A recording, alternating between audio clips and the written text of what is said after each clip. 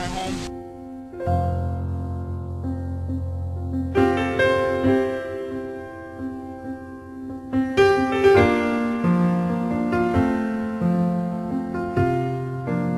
Everyone who is in Southern California right now, I hope to God that everyone is okay.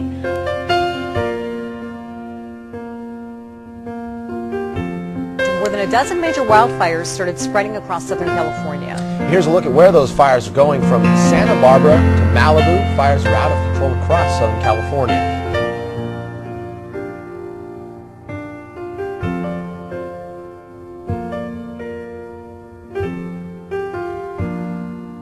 That was our garage, the living room over there, there was a porch.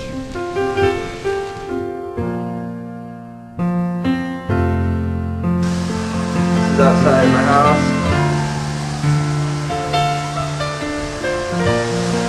Everything's red, windy. If you save your life and the lives of your loved ones, you've really done the most important task. This is a southwestern style house. I've been in it about 25 years.